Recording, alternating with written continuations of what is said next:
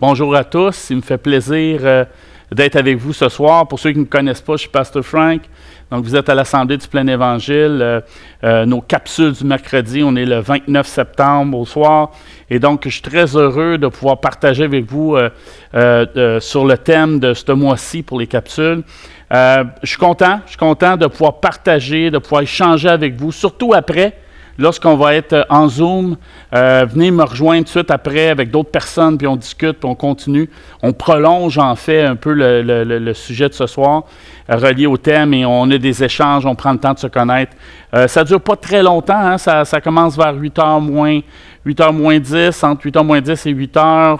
Et ça dure maximum 9 heures. Donc, je vous encourage à venir partager et apprendre à se connaître aussi parce que c'est une chance, c'est un moment extraordinaire de pouvoir se connaître. Le thème de ce mois-ci, c'est Dieu parle encore. Ça, j'aime ça. Parle encore. On parle de Dieu, là, on ne parle pas du voisin. Dieu parle encore, l'entendez-vous. Sujet au cœur de notre relation à Dieu. En fait, au cœur de ce que nous croyons. Nous croyons que nous sommes en relation avec Dieu grâce à Jésus-Christ et on a rétabli le lien direct avec Dieu. Alors, ça implique une relation, une communication, un échange. Et on le fait car nous parlons beaucoup à Dieu. On a souvent le réflexe de parler à Dieu. On a souvent le réflexe de demander des choses, de lui partager comment on se sent. Quand ça va mal, souvent en détresse, souvent c'est lui qu'on se tourne. Partager aussi des fois nos sentiments profonds, comment on vit telle situation, telle autre situation. Mais est-ce qu'il nous parle et nous l'entendons? C'est ça le sujet, en fait. Sur ce thème, Pasteur Gaétan et Pasteur Annie ont très bien parlé de ce sujet, donc il faut que je fasse attention de revenir en arrière sur certaines choses. Mais ils ont parlé sur les différentes manières que Dieu nous parle directement, à voix vive, là, c'est à voix naturelle, c'est rare. Par les Écritures, souvent, les personnes qui nous entourent. Justement, comment on fait la gestion des messages de Dieu à travers les personnes qui nous entourent. Bon, ça a été abordé au niveau des prophéties, paroles de connaissance, les visions. En fait, moi, je dis, là, si je peux ajouter mon petit grain de sel au niveau des prophéties ou des paroles de connaissance des personnes, moi, j'aime bien ça, mettre ça sur les tablettes de chaque côté de moi, là. Pourquoi? Parce que je vais être sûr que Dieu vient confirmer ce que je reçois comme information et j'encourage les autres, quand moi je donne des paroles de connaissance ou des paroles des visions, de bien faire attention. Donc moi, ce que je fais, c'est que je les mets à chaque côté de moi. Je ne les mets pas en avant pour m'enfarger dedans, pour qu'ils prennent toute la place dans ma vie. Je ne les mets pas trop en arrière ou en arrière pour les oublier, mais je les mets bien en vue sur le côté. Je continue à marcher avec le Seigneur et je laisse Dieu me confirmer, soit par un message qui vient de lui encore une fois, soit des circonstances ou soit des personnes qui viennent reconfirmer. De plus, ça a été dit, Dieu nous veut autonomes. On choisit les choses de la vie, on n'a pas besoin de demander pour toutes choses. Pour les besoins, c'est clair, la parole de Dieu répond sans hésitation. La Bible est claire là-dessus, donc on ne peut pas discuter là-dessus. Il va nous parler, il va nous répondre. C'est sûr qu'il va nous répondre. Pour la direction, par exemple, il faut faire attention. Des changements d'emploi, trouver sa femme, changer de ville, faire des grandes décisions, un achat important. Bien ça, pour moi, il y a une règle claire que je me donne, que j'aimerais ça partager. Quand c'est trop rapide, pas le temps de penser, c'est maintenant ou jamais. Il faut prendre une décision. Là. C'est maintenant ou jamais. Là. Ça, je suis sûr qu'il y en a quelques-uns qui sourient. Il faut se méfier, faire bien attention. C'est souvent l'ennemi qui tente de brouiller les cartes. Et à ce moment-là, on prend un recul, on est sage et on laisse Dieu nous parler. S'il y en a qui me disent encore, ben moi je ne crois pas que Dieu me parle, mais Dieu il parle parce que c'est ça qui fait qu'on est attiré à lui. Jésus il dit, il n'y a personne qui vient à moi si ce n'est que le Père le fait. Donc, quand on est en détresse, on ne connaît pas Dieu ou Jésus-Christ de la même façon que nous on le partage au niveau évangélique, ben il parle de toute façon. Donc, comment ça se fait que nous, on pense qu'il ne nous parle pas? OK? Bref, il y a tout ça. Et aussi, on pourrait... j'aimerais aborder plutôt l'aspect lié à la deuxième partie du thème. La petite question, là. Ça a déjà été dit dans les premières semaines, mais j'aimerais juste ajouter quelque chose. L'entendez-vous? Cela a déjà été expliqué, présenté dans les 2 dernières capsules, ça a été abordé, mais encore là, les différents moyens, la conviction, comment ils nous parlent, ça a été dit, ça là. Allez les écouter si ce n'est pas déjà fait, allez écouter les capsules, même ça serait plus intéressant pour faire le lien avec ce que je dis aujourd'hui, donc je n'ai pas pour le faire par rapport à mon intervention de ce soir. Moi, je nous pose une question. Mais que fait-on lorsqu'il nous semble que Dieu ne répond pas ou que Dieu nous a parlé? Hein? J'ai parlé de besoin, direction exacte, il faut entendre et ne pas se laisser submerger par cette période. Ça, c'est important de prime abord, que lorsqu'on demande des choses à Dieu ou lorsqu'on essaie de lui parler d'une situation et de faire attention que ça prend toute la place dans nos vies. OK. Premièrement, OK, on va se poser la question, si on a l'impression que Dieu ne nous a pas répondu, il ne nous parle pas. Ça, c'est possible, ça. Ça, c'est très possible qu'on a ce sentiment-là. Je l'ai déjà vécu. Je pose une question, puis là, je dis, voyons, je n'ai pas de réponse. Qu'est-ce qui se passe? Et ça peut arriver. Ou qu'on croit avec tout ce qui a été dit dans les 2 dernières capsules, puis en plus, moi, j'en ai rajouté. Encore là, on se pose des questions. Est-ce que Dieu nous parle? Ben qu'est-ce qu'on fait? OK, je ne veux pas encore revenir sur ce qui a été dit, là, mais on ne peut pas changer. Là. Dieu nous parle. Si tu ne crois pas, si moi, je viens à plus croire que Dieu me parle, ben, je suis dans l'erreur parce que c'est clair, ça a été prouvé. Okay? On ne laisse pas l'ennemi nous faire penser autre chose. Mais si on a l'impression qu'il ne nous parle pas, okay? Ben, il ne faut pas oublier qu'on est en relation avec Dieu. Donc, il va nous parler. La preuve, c'est que Dieu, quand il a entendu, ou quand Adam et Ève ont péché, ben, Dieu est descendu dans le jardin pour aller voir Adam et Ève. Donc, si on avait l'impression que Dieu ne veut pas nous parler, ou il faut avoir une étiquette ou des conditions pour qu'il nous parle, ben, je veux dire, juste ce petit passage-là, je pense que ça nous suffit pour savoir qu'il va nous parler. OK. Après tout ça qui a été dit, vous persistez à croire, ben, qu'est-ce qu'on fait? Qu'est-ce qu'on fait? Quand on croit que Dieu ne nous a pas parlé, il faut faire attention avant de conclure d'une façon trop hâtive. Ça se peut qu'il faut juste savoir attendre. Quand je prends un exemple, dans Daniel 10, je pense que je vais pouvoir compléter à partir de ce passage-là parce que, et je vais prendre une bonne partie du passage. Pourquoi? Parce que je trouve que c'est la clé par rapport à cette première partie où si on pense que Dieu ne nous parle pas, il y a parfois des raisons pour lesquelles. Dans Daniel 10, 2, à ce temps-là, moi, Daniel, je fus 3 semaines dans le deuil. Je ne mangeais aucun mets délicat, il n'entra ni viande ni vin dans ma bouche, et je ne moignis point jusqu'à ce que les 3 semaines fussent accomplies. Oigner, là, c'est peut-être parce qu'il ne se mettait pas du parfum. Le 24e jour du premier mois, j'étais au bord du grand fleuve qui est Édékel. Je levai les yeux et je regardai, et voici, il y avait un homme vêtu de lin, ayant sur les reins une ceinture d'or d'Uphaz. Verset 6, son corps était comme la chrysolite, son visage brillait comme l'éclair, ses yeux étaient comme des flammes de feu, ses bras et ses pieds ressemblaient à l'airain poli, et le son de sa voix était comme le bruit d'une multitude. On peut faire allusion que c'était peut-être Jésus à ce moment-là, mais encore là, on ne sait pas, mais on a certains passages qui font allusion à cette image très forte. Et donc, je pense que tout le monde aurait été comme lui. Je pense qu'on aurait été impressionné. Et voici, une main me toucha et secoua mes genoux et mes mains, parce qu'il était tombé. Puis il me dit, Daniel, homme bien-aimé, sois attentif aux paroles que je vais te dire, et tiens-toi debout à la place où tu es. Là, il dit, bien là, tu vois-tu comment je suis, là? Tu m'obliges à me tenir debout. Car je suis maintenant envoyé vers toi. Lorsqu'il m'eut ainsi parlé, je me tins debout en tremblant, à cause de la présence de Dieu, à cause de la présence de cet être, cet esprit. Cet ange. Il me dit, Daniel, ne crains rien, car dès le premier jour où tu as eu à cœur de comprendre et de t'humilier devant ton Dieu, tes paroles ont été entendues, et c'est à cause de tes paroles que je viens. Le verset 13, le chef du roi de Perse m'a résisté 21 jours. Mais voici Michaël, l'un des principaux chefs, est venu à mon secours. Donc un ange qui est venu l'aider dans ce combat spirituel-là, et je suis demeuré là auprès des rois de Perse. Je viens maintenant pour te faire connaître ce qui doit arriver à ton peuple dans la suite des temps, car la vision concerne encore ces temps-là. Donc, il a attendu 21 jours, ça a pris 21 jours. Je me demande comment il s'est senti, Daniel, quand il s'est ouvert le cœur en demandant une réponse à Dieu. Et là, ça a pris du temps avant qu'il réponde.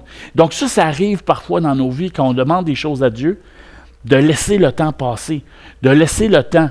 faut pas se battre. OK? Il faut laisser Dieu nous parler. C'est la même chose pour nous. OK? Mais c'est important de comprendre qu'on est aussi précieux que Daniel. On est important aux yeux de Dieu. Et moi, j'ai connu des gens attendre 10 ans avant qu'ils puissent avoir un enfant naturel. Moi, j'ai attendu 10 ans avant de rencontrer ma merveilleuse femme que je suis marié présentement. Donc, il est possible que le temps fait partie de l'équation. OK? Deuxièmement, quand on a l'impression qu'il dit non, parfois, le silence est une réponse. Moi, ça m'arrive des fois où je demande une question, j'ai rien, et là, je sais. Là, ça fait 2 fois que j'y demande. En passant, Dieu n'est pas sourd. Hein? Quand on l'a demandé, il savait déjà avant de le dire. Donc, des fois, quand ça fait 10 000 fois qu'on lui demande, ça ne le dérange pas, il trouve ça drôle, je suis sûr. Mais il faut comprendre que Dieu n'est pas sourd. Et donc, quand je sens le silence, que je vois, qu'est-ce qu'il faut faire? Bien, il faut attendre. Il faut savoir respecter ce silence qui est parfois une réponse. Si tu veux un changement, OK, et tu n'as pas la réponse, ça peut-être veut dire d'attendre, ça veut peut-être dire fais rien. Parfois, on n'entend pas, il y a comme un silence à notre question, et là, on fait les changements. Et après ça, on en paye le prix. Je suis sûr qu'il y en a une couple qui a un petit sourire en coin, qui va, j'espère, venir nous en parler au Zoom, qui ont vécu cette expérience-là. Un autre point, parfois, il nous répond, mais on persiste à croire qu'il ne nous a pas répondu. C'est-à-dire qu'on a une réponse, mais ça ne nous plaît pas. Hey, il faut être honnête, là. Je veux dire, moi, le premier, je lève la main. Parfois, on a des réponses qu'on reçoit, qu'on dit, ben non, il ne m'a pas répondu, ça ne peut pas être devenir de lui, ça ne peut pas être ça.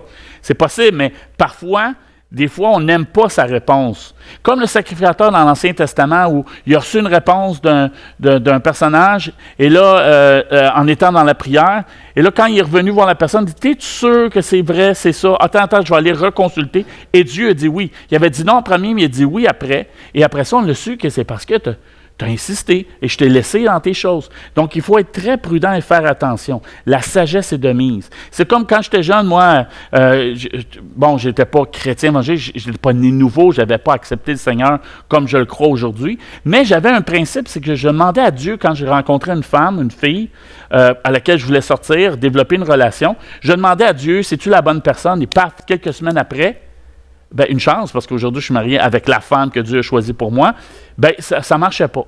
Même que parfois, on me disait, arrête de le demander à Dieu parce que ça ne marche jamais.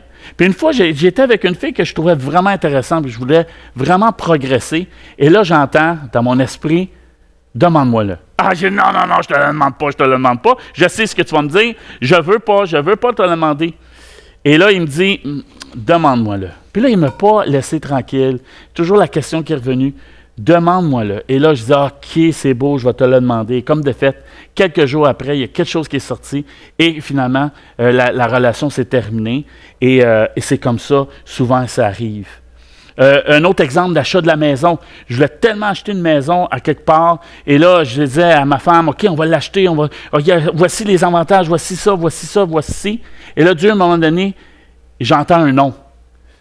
Comment ça? Non, c'est parfait. C'est ça. Non, ça ne vient pas de toi, Dieu. Non, c'est parfait. Le moment, et là, j'entends non. Je dis, OK, je vais te le demander. Il dit, pourquoi tu ne me le demandes pas dans des situations comme ça aussi?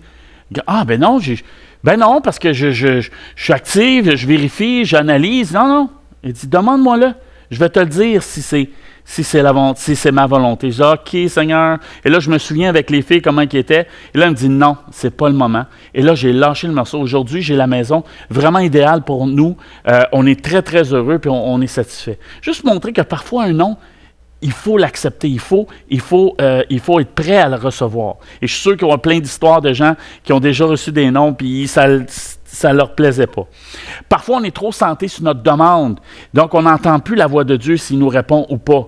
Si on dit, il ne nous répond pas, mais on est tellement centré sur ce qu'on veut, ce qu'on demande, ce qui se passe autour, puis on oublie le reste, on oublie notre relation, on oublie les activités. On est tellement centré sur notre besoin. Parfois, il faut être capable de le remettre à Dieu. Et là, souvent, la réponse vient. Là, on entend Dieu. Ça a déjà été mentionné. Et on oublie le facteur circonstance. Parfois, Dieu peut nous répondre par les circonstances. On voit que le casse-tête ne tombe pas. Ça, c'est un des phénomènes que j'aime le plus dans ma relation avec Dieu, avec ma femme. C'est parfois, on voit que les morceaux tombent. Tac, tac, tac, tac, tac, tac, tac. Wow! Une chance, j'ai entendu. attendu, mais une chance que j'ai su dire, OK, Dieu ne me parle pas, j'attends, et là, toutes les choses tombent devant vous. Je suis sûr que vous avez vécu plein d'expériences comme ça. Je vous encourage à venir nous le partager ensuite en Zoom. Deuxièmement, si on a la conviction que Dieu nous a parlé, c'est-à-dire là, on a reçu un oui, Dieu nous a parlé, quoi faire? Parce que là, on pense que, il nous a répondu, parfait, j'agis. Oh, attends une minute, attention, pas parce qu'on a reçu quelque chose que c'est fini, c'est là, il faut agir. On fait attention. C'est comme les prophéties que les gens nous donnent. On ne base pas notre chemin, qui est Jésus, hein? J'ai le chemin, la vérité et la vie. OK? Nulle personne ne va au Père que par lui. Je ne veux pas que mon chemin ici soit entravé par ce que les autres me disent et m'influencent. Je veux recevoir, c'est une bonne influence, mais je veux vérifier. C'est la même chose quand on reçoit un oui. Parce que là, c'est facile, Dieu ne parle pas. OK? On a vu, quand Dieu ne parle pas, j'essaie de vous dire, il y a différentes façons que Dieu peut nous dire non. Mais quand il nous dit oui, ou quand on a l'impression qu'il dit oui, il faut faire attention. Parfois, il faut faire attention à la saison. On reçoit un oui, mais ce n'est peut-être pas le temps tout de suite d'agir. On reçoit un oui, mais on dit, OK, Dieu, quand? Quand tu veux que j'agisse? C'est différent si on a des circonstances où il faut prendre une décision, on peut le prendre. Pardon, mais il faut faire attention. Parfois, Dieu nous demande la patience. Dieu te dit oui, mais attends. Ton temps arrive. Ta saison va arriver. Amen? Parfois, il faut leur confirmer notre réponse ou notre oui par d'autres personnes autour de nous. Ça aide énormément pour nous rassurer. Aller chercher toutes les informations qu'on a besoin pour être capable de prendre une décision.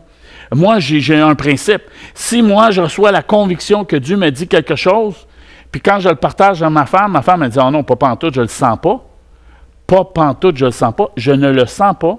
Bien là, à ce moment-là, qu'est-ce que je fais?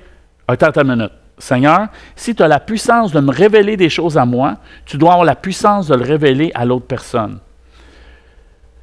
Tu as la conviction que cette femme ou cet homme est l'homme et la femme de Dieu pour te marier, sois prudent, laisse Dieu agir.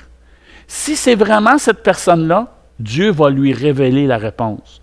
Donc, tu as un oui, Dieu te parle, on l'a entendu, mais il faut prendre le temps de laisser Dieu dérouler le tapis rouge par rapport à ce qu'on a reçu. Encore là, il y a des situations différentes, mais c'est la plupart du temps. En fait, c'est comme Marie et Joseph. Marie a eu une révélation des 7 tonnerres. Elle a eu une révélation du ciel. L'ange est venu voir pour dire, tu vas être enceinte sans avoir de relation sexuelle. C'est moi qui vais mettre ta main sur toi et tu vas tomber enceinte. Ben, Joseph était prêt à dire, OK, t'es bien gentil, mais je vais te laisser. Et là, l'ange est allé voir. Lui-même a reçu une vision en disant, non. Ce que tu vois là, c'est la puissance de Dieu, donc tu dois accepter et avancer. Et donc, ensemble, ils ont pu avancer. C'est l'exemple parfait de comment Dieu peut fonctionner dans certaines situations. Et en terminant, parce que là, on pourrait en parler, puis ça fait déjà un certain temps, discerner la voix de Dieu versus la voix de l'ennemi. Oh, attendez là! Tu me dis, OK, là, je suis convaincu que Dieu me parle, je suis convaincu que j'entends, mais est-ce que je dois à chaque fois demander? Ben oui, il faut faire attention. Je prends juste un passage à Matthieu 16. OK? Le contexte, là, avant, c'est que Pierre a eu la révélation du ciel, du Saint-Esprit, qui est venu dire à travers la bouche de Pierre, tu es le Christ, le Messie, celui qu'on attendait. Et Jésus, dans un élan, dit, mais Pierre, c'est pas toi qui as eu cette réponse, c'est l'Esprit de Dieu, c'est le ciel, c'est Dieu qui te l'a révélé. Hey, c'est extraordinaire, il a dû te péter ses bretelles. Mais un peu plus loin, dans Matthieu 16, 22, Pierre vient d'apprendre que Jésus va aller mourir à Jérusalem, puis là, il approche, l'ayant pris à part. Non, il a fait le geste, il a pris Jésus, il l'a mis à part, et il se mit à reprendre Jésus, son maître, Rabat. Il dit, à Dieu ne plaise, peu importe ce que Dieu pense. Là, son amour pour Jésus est un peu fort. Là. Il est en train de mettre Dieu de côté. Seigneur, cela ne t'arrivera pas. Mais Jésus, se retournant, dit à Pierre, il dit bien à Pierre, il n'a pas parlé à Satan. Il a dit à Pierre, en le regardant dans les yeux, arrière de moi, Satan, tu mets en scandale, car tes pensées ne sont pas les pensées de Dieu, mais celles des hommes. Donc, à travers ce que Pierre était un canal pour l'esprit, mais était un canal pour l'ennemi. Et il s'est adressé à Pierre en disant, tu fais une erreur, Pierre.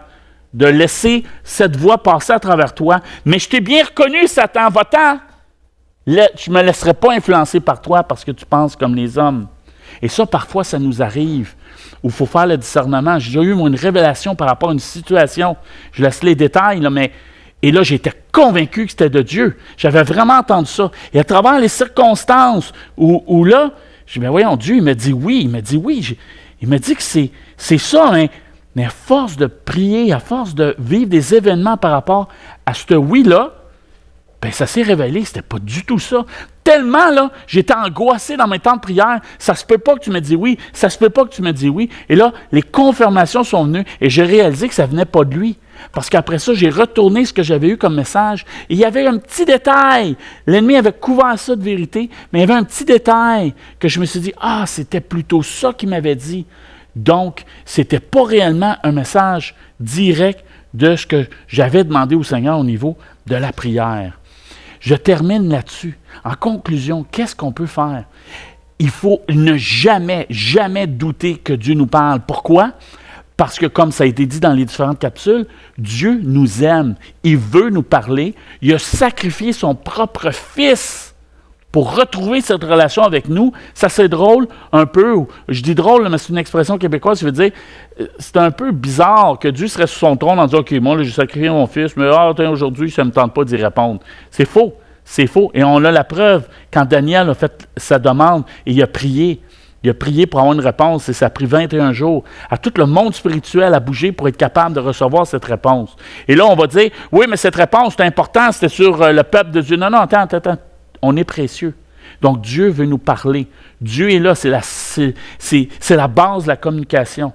Mais ensuite de ça, si on pense qu'il ne parle pas ou qu'il nous dit, bien, à ce moment-là, quand on pense que c'est non, j'entends pas sa voix, bien, il faut faire attention. Ça a été dit dans la dernière capsule, mais au bout de la ligne, il y a des raisons pour lesquelles ça se peut qu'il ne nous répond pas toujours.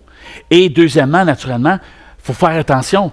Quand c'est un oui, parce qu'on a entendu quelque chose, il faut faire attention. Attention aux visions, attention aux paroles de connaissance, attention à ce qu'on reçoit dans les circonstances. Et qu'est-ce qui entoure ce oui? Mais il faut prendre le temps d'avoir la sagesse de Dieu pour finalement s'assurer que c'est la réponse de Dieu et qu'on puisse avancer. Et quand on a la réponse de Dieu, quand c'est clair, à ce moment-là, on le voit dans les résultats, dans le fruit de la décision qu'on prend à partir du oui. Amen. Amen. Donc, ça me fait très plaisir de pouvoir vous partager ce petit moment de capsule sur Dieu parle encore, l'entendez-vous? Bien, je vous encourage à venir nous rejoindre, à venir me rejoindre, à venir nous rejoindre, à laquelle on va pouvoir continuer à parler de ce sujet-là. J'ai très hâte d'entendre vos anecdotes, vos expériences de ce que vous avez vécu, un nom de Dieu ou pas entendre parce que finalement, 3-4 jours après, il a répondu. Aussi un oui, qu'est-ce que vous avez fait avec un oui? Parfois, le oui est direct, parfois, des fois, le oui, il faut faire attention. Donc, je vous encourage à venir nous rejoindre. Et si vous avez des besoins, des choses, gênez-vous pas pour appeler à l'église ici. Ça va nous faire plaisir de rentrer en communication avec vous et pouvoir prendre un temps pour partager les choses que vous voulez nous dire. Amen. Que le Seigneur vous bénisse. Seigneur, je te demande par la puissance de ton Saint-Esprit de nous toucher, de nous remplir. Merci pour tous ces gens qui nous écoutent et tous les gens qui nous écoutent d'une façon différée à ce vidéo. Seigneur, je te demande de mettre la main puissante sur ces personnes-là, qu'ils soient bénis par ton onction et que tu les éclaires par rapport au thème qu'on a partagé ce mois. Au nom de Jésus-Christ. Amen. J'ai hâte de vous voir. Venez nous rejoindre. Amen.